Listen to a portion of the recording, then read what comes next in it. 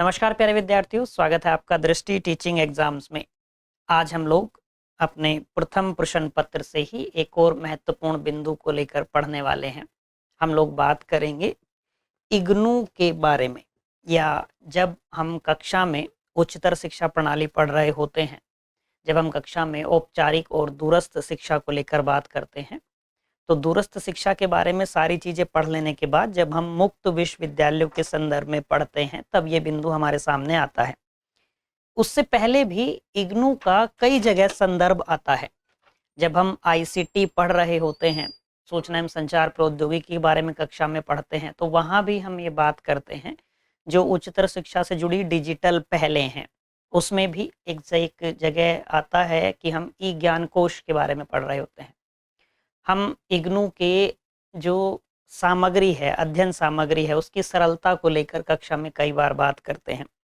तो थोड़ी सी बातें पहले एक पृष्ठभूमि के रूप में थोड़ा सा हम दूरस्थ शिक्षा के बारे में जान लेंगे, फिर थोड़ी सी जानकारी ये ले लेंगे कि एक जो तथ्यात्मक जानकारी है कि विश्व में पहला जो मुक्त विश्वविद्यालय था वो कब ओपन हुआ था। फिर आते हैं कि इग्नू से संबंधित जो तथ्यात्मक जानकारी है कि संसद का अधिनियम कब आता है।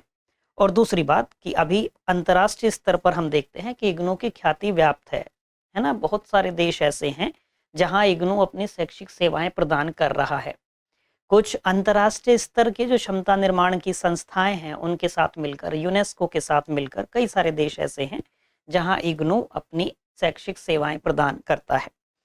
तो यदि हम दूरस्थ शिक्षा के बारे में थोड़ी सी बात करें, तो 1962 में ये चीजें शुरू होती हैं, जब दिल्ली विश्वविद्यालय पहली बार पत्राचार शिक्षा कार्यक्रम के रूप में इसकी शुरुआत करता है।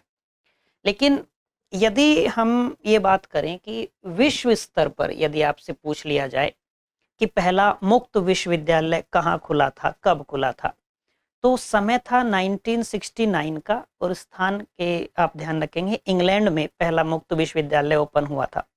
उसमें जो पहले विद्यार्थी का नामांकन होता है वो जनवरी 1971 में होता है। ठीक है। अब भारत में पत्राचार कार्यक्रम के रूप में दिल्ली विश्वविद्यालय 1962 में दूरस्थ शिक्षा का प्रारंभ कर चुका है। इसका लाभ ये है कि एक तो विद्यार्थियों को जो मेरिट कसौटी है, उस मेरिट कसौटी को पूरा करने की आवश्यकता नहीं होती है, वो बाध्यता नहीं होती है। दूसरी बात जो हम औपचारिक शिक्षा में देखते हैं कि एक निश्चित स्थान पर विद्यार्थियों को पहुंचना होता है, निश्चित समय की बाध्यता कुछ होती है, वो सारी बाध्यताएं यहाँ नहीं होती हैं। इसीलिए, क्योंकि इसमें क्या होगा कि हर क्षेत्र से, जो आप ये कह सकते हैं कि जो आर्थिक पृष्ठभूमि जिन विद्यार्थियों की कमजोर है, या जो ऐसे बालक हैं जिनको पढ़ाई के साथ अपने अभिभावकों, माता पिता का हाथ भी बटाना है, उनके काम में उनकी सहायता भी करनी है, या अपने परिवार के लिए नौकरी करने की आवश्यकता है, सबकी पृष्ठभूमि एक सी नहीं होती। हमने शिक्षण अभिवृत्ति में कई बार बात की है व्यक्तिगत विभिन्नता को लेकर, तो हमने ये बात की उस समय भी कि सबकी आर्थिक पृष्ठभूमि अलग हो सकती है, जिसकी वजह से हो सकता है किसी विद्यार्थी की आवश्यकता हो कि उसे शिक्षा तो प्राप्त करनी है, लेकिन वो नियमित रूप से विद्यालय नहीं जा सकता क्योंकि उसको कुछ काम करना होता है अपने परिवार के लिए। तो इस शिक्षा का, जब हम दूरस्थ शिक्षा की बात करते हैं, तो इस शिक्षा का मुख्य उद्देश्य ही यही है कि जो वंचित क्षेत्र से जुड़े युवा हैं, जो विद्यार्थी हैं, जिनकी आर्थिक पृष्ठभूमि कमजोर है, उन्हें भी अध्ययन का अवसर प्रदान किया जाए। तो ऐसे में जब हम दूरस्थ शिक्षा की बात करते हैं, तो हमारे सामने इग्नू के बारे में पढ़ना आवश्यक हो जाता है हमारे लिए। तो हम थोड़ी सी बातें कर लेते हैं इंदिरा गांधी राष्ट्रीय मुक्त विश्वविद्यालय को लेकर। एक बात हमें ये ध्यान रखनी है कि इंग्लैंड में पहला मुक्त विश्वविद्यालय ओपन हुआ था 1969 में। पहले विद्यार्थी का नामांकन उसमें होता है जनवरी 1971 में, ये ध्यान रहेगा। जब हम इग्नू के बारे में आएंगे तो हमें वो संसद का अधिनियम ध्यान रखना होगा 1985 का। ये एक वाक्य आप लिख लीजिएगा। हम लिख सकते हैं कि इग्नू की स्थापना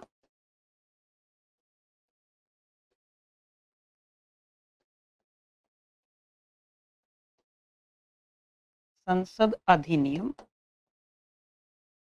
1985 के तहत हुई, के तहत हुई है ना। एक केंद्रीय विश्वविद्यालय है, ये भी आपको ध्यान रखना है।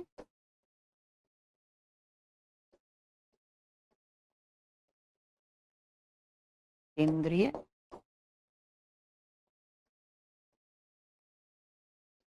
केंद्रीय विश्वविद्यालय है। और इग्नू के बारे में ध्यान रखेंगे कि इग्नू अंतरराष्ट्रीय स्तर पर मुक्त शिक्षा संस्थान के रूप में अपनी पहचान बना चुका है, ख्याति प्राप्त है। यदि आप कुछ अन्य देशों का नाम ध्यान रखना चाहते हो कि भारत के इतर, भारत के बाहर इग्नू किन देशों में अपनी शैक्षिक सेवाएं प्रदान करता है, तो उसमें कुछ देशों का नाम आप ध्यान रख लेंगे। यदि हम भारत के अलावा बात करें, अन्य देशों में जैसे आप ध्यान रखेंगे एक नाम यूएई का, या हम कहें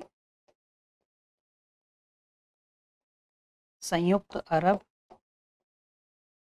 अमीरात का नाम ध्यान रखें, आप ओमान का नाम ध्यान रख सकते हैं, आप बहरीन का नाम ध्यान रख सकते हैं, दोहा, श्रीलंका, मॉरिशस,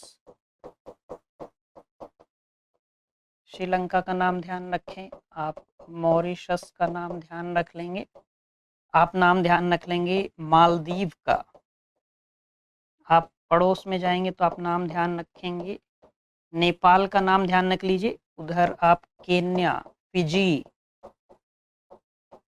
और आप ये कह लीजिए कैरेबियन द्वीप समूह के देश जो हैं, कैरेबियन द्वीप समूह कह लीजिए, द्वीप समूह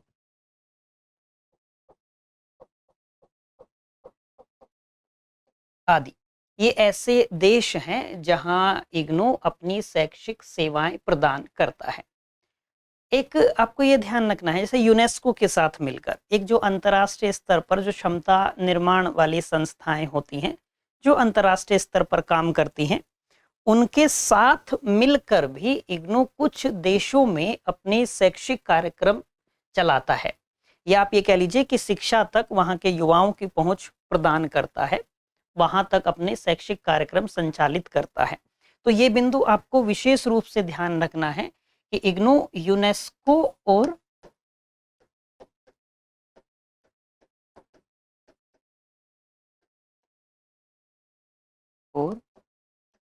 क्षमता निर्माण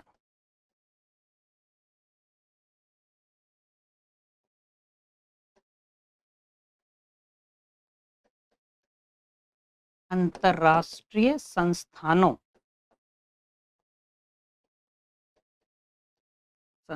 के साथ मिलकर, या संस्थानों के सहयोग से भी कह सकते हैं, सहयोग से आप कहिए अफ्रीका, इथोपिया, आप इसमें नाम लिख सकते हैं लाइबेरिया का, आप नाम लिख सकते हैं मेडागास्कर का, आप नाम लिख सकते हैं घाना, और घाना में भी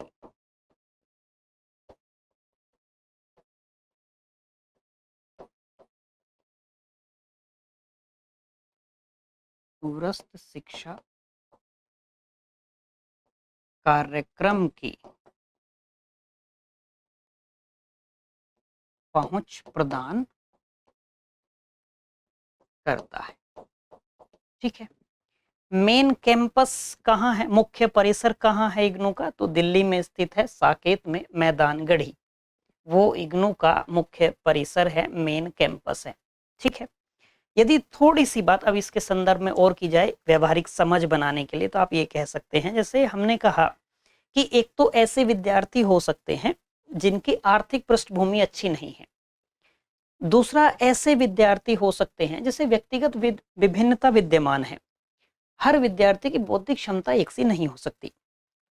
यदि किसी विद्यार्थी का माध्यमिक स्तर पर प्रदर्शन अच्छा नहीं है, तो क्या उसको आगे शिक्षा प्राप्ति के अवसर से वंचित कर दिया जाए, या किसी विद्यार्थी की आर्थिक पृष्ठभूमि अच्छी नहीं है, इस वजह से वो शिक्षा प्राप्त नहीं करेगा? बात समझ पा रहे? इन्हीं सारी चीजों को ध्यान में रखकर आगे चलकर सीबीएसई आता है और वो मुक्त विद्यालय की संकल्पना लाता है कि हम ओपन स्कूल भी रखते हैं। ऐसे विद्यार्थी केवल उच्चतर शिक्षा पे, मतलब 12वीं पास वाले थोड़ी, स्कूली स्तर के विद्यार्थी ऐसे हो सकते हैं जिनकी ये कुछ ऐसी आवश्यकताएं हो सकती हैं, कुछ परिस्थितियां ऐसी हो सकती हैं कि उन्हें काम करना है, वो नियमित रूप से विद्यालय नहीं जा सकते, ऐसा हो सकता है। बात समझ आ गई। दूसरा ये होता है कि हम सामान्यतः जब औपचारिक शिक्षा की बात करते हैं तो हम ये कहते हैं कि हम लगभग अपने 25 वर्ष औपचारिक शिक्षा में व्यतीत करते हैं। मान लीजिए कि किसी की आर्थिक पृष्ठभूमि ठीक है, कोई विद्यार्थी नियमित रूप से पढ़ सकता है, एक शिक्षण संस्थान तक उसकी पहुंच है, वहां की फीस को वो अफोर्ड भी कर सकता है। लेकिन कब तक?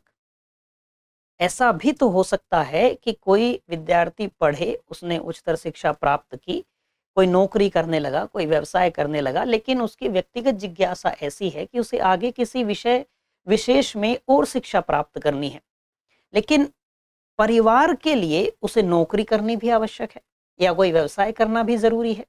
तब यदि किसी को अपने स्किल पे काम करना हो, किसी को अपने कौशल पे काम करना हो, तो भी तो वो यहाँ से शिक्षा प्राप्त कर सकता है। यानी कि यदि हम दूरस्थ शिक्षा की बात करें तो हम ये कह सकते हैं कि हाँ, ये बात तो ठीक है। इसमें जैसे इग्नू में ही आप देखेंगे, जब आप प्रवेश लेते हैं या आपके किसी जानने वाले ने प्रवेश लिया हो, तो आपने देखा होगा कि जो आप रजिस्टर्ड अपना पता करते हैं उस पर आपकी सामग्री पहुंच जाती है। आपको केवल परीक्षा देने के लिए जाना होता है, एक संस्थान, एक सेंटर आपको अलॉट होता है, आपको वहां जाकर परीक्षा देनी होती है। बीच में आपको नियमित रूप से महाविद्यालय जाने की आवश्यकता नहीं है। यानी कि आप भौगोलिक दूरी कह सकते हैं कि एक अध्यापक और विद्यार्थी के मध्य भौगोलिक दूरी विद्यमान रहती है। इसी कमी को विद्यार्थी न महसूस करे, इसके लिए इग्नू क्या करता है कि उनकी जो अध्ययन सामग्री है, उस अध्ययन सामग्री को इतना सरल तैयार करते हैं, इतनी सरल भाषा में वो तैयार की जाती है, समझाने का तरीका कुछ ऐसा होता है कि विद्यार्थी को अध्यापक की कमी ना महसूस हो। बात समझे। फिर जब हम इस आधुनिक शैक्षिक युग की बात करते हैं, इस आधुनिक शैक्षिक परिवेश की बात करते हैं, तो यहाँ तो आईसीटी की भूमिका बहुत महत्वपूर्ण हो जाती है। बात समझ आ रही होगी यहाँ तक की। अब इस यदि इग्नू के अनुसार हम बात करें तो दूरस्थ शिक्षा प्रणाली की यदि हम बात करें तो इसमें विद्यार्थियों के एक बड़े समूह को एक साथ पढ़ाया जा सकता है ना। तो यानी कि व्यापक दायरा होगा विद्यार्थियों का, व्यापक, एक आप कह सकते हैं कि अनेक विद्यार्थी शिक्षा प्राप्त कर सकते हैं। इसलिए जब आप पढ़ेंगे पुस्तकों में तो दूरस्थ शिक्षा को आपको दो तरीके से लिखा मिल सकता है कि दूरस्थ शिक्षा को जन शिक्षा प्रणाली कहते हैं, ये आपको लिखा मिल सकता है। दूरस्थ शिक्षा को जन शिक्षण प्रणाली कहा जाता है। बात समझ आ गई यहाँ तक की। तो उसकी जो पूरी सामग्री है, यदि आप ज्ञान कोश पर जाकर देखेंगे तो इग्नू की लगभग लगभग सारी सामग्री आपको सॉफ्ट कॉपी में मिल जाएगी। आप वहां उसको पढ़कर भी देखेंगे तो आपको ये लगेगा कि ये वास्तव में इतनी सरल तरीके से तैयार की गई सामग्री है जिसमें अध्यापक की कमी महसूस नहीं होती है। बात ध्यान रहेगी यहाँ तक कि जब आप इसी में आगे पढ़ते हैं तो आपसे संख्या को लेकर प्रश्न बनता है कि भारत में मुक्त विश्वविद्यालय कितने हैं, ये प्रश्न आपसे पूछा जा सकता है। तो इसको ध्यान रखेंगे। कभी भी, जैसे हमने पहले भी जब हम उच्चतर शिक्षा प्रणाली पढ़ रहे थे कक्षा में, तो हमने उस पूरे तंत्र को पढ़ते समय, जो उच्चतर शिक्षा प्रणाली का तंत्र है, हमने कई बार ये बात की है कि जब आपको केंद्रीय विश्वविद्यालय की संख्या हो या राज्य विश्वविद्यालय की संख्या को लेकर बात आए, राज्य निजी विश्वविद्यालय की संख्या को लेकर बात आए, या आपके सामने जो सम विश्वविद्यालय है, डीम्ड टू बी यूनिवर्सिटी की बात आए, या राष्ट्रीय महत्व के संस्थान को लेकर बात आए, ठीक है, या जो हम भारतीय विश्वविद्यालय संघ के सदस्यों की संख्या को लेकर और जो उसके एसोसिएट सदस्य हैं उनकी संख्या को लेकर बात आए, तो हमने कहा है कि आपको केवल गूगल पर ये टाइप करके किसी से भी डाटा नहीं उठा लेना है। आपको जाना है तो आप यूजीसी से जाके पूछ लेंगे। आपको राष्ट्रीय महत्व के संस्थान के बारे में पता करना है तो आप education.gov.in पर जाकर पता कर लेंगे। ठीक ऐसे ही यदि आपको स्टेट ओपन यूनिवर्सिटीज के बारे में डाटा लिखना हो, आपको वो संख्या जो है एग्जैक्ट वो ध्यान रखनी हो, तो कहां से अपडेट करेंगे? education.gov.in से। ठीक है, इस पे जाके आप देखेंगे अभी संख्या कितनी है, 14 है। और 14 में भी पहले क्या था कि जो ग्लोबल ओपन विश्वविद्यालय है नागालैंड का, 14 नंबर पे वो आता था, लेकिन अभी वो हट गया है। ठीक है। और उसके स्थान पे 14 नंबर पर जो ओडिशा वाला है, जो ओडिशा राज्य मुक्त विश्वविद्यालय है 2015 में, वो आ गया है। ठीक है, तो अभी संख्या कितनी है वो ध्यान रखनी है, 14 संख्या है। अपडेट कहाँ से करेंगे, यहाँ से करेंगे। ठीक है, जो सम विश्वविद्यालय है या राज्य निजी विश्वविद्यालय है, राज्य विश्वविद्यालय है, केंद्रीय विश्वविद्यालय है, राष्ट्रीय महत्व के संस्थान भी आपको यहाँ से अपडेट कर लेने हैं। उनके बारे में हमने वहां बात की थी कि डिटेल्स ऑफ HEIs वाले पे क्लिक करेंगे तो सब के बारे में आपको डिटेल मिल जाएगी, किस राज्य में कितने विश्वविद्यालय हैं, कौन से हैं, सारी डिटेल। तो जब भी आप डाटा ऐसा अपडेट करेंगे तो आपको क्या करना है, मंत्रालय की साइट से ही डाटा अपडेट करना है। बात ध्यान रहेगी यहाँ तक की। तो ये इग्नू के बारे में कुछ महत्वपूर्ण जानकारी है। ये ध्यान रखना है कि एक तो यूनेस्को और जो क्षमता निर्माण की अंतर्राष्ट्रीय संस्थाएं हैं उनके सहयोग से कई सारे देशों में शैक्षिक कार्यक्रम इग्नू संचालित करता है। अंतर्राष्ट्रीय स्तर पर ख्याति प्राप्त है, बहुत सारे देशों में उसके शैक्षिक कार्यक्रम संचालित होते हैं। बात स्पष्ट हुई होगी। तो मुझे उम्मीद है कि इग्नू के बारे में कुछ चीज़ें आपको स्पष्ट हुई होंगी। ये चर्चा आपके लिए ज्ञानवर्धक रही होगी। कुछ नया तो आपने इस चर्चा से भी सीखा ही होगा। आज के लिए इतना ही रखते हैं, फिर मिलते हैं आपसे किसी अगली क्लास में किसी अगले बिंदु के साथ। Till then bye bye, have a nice day.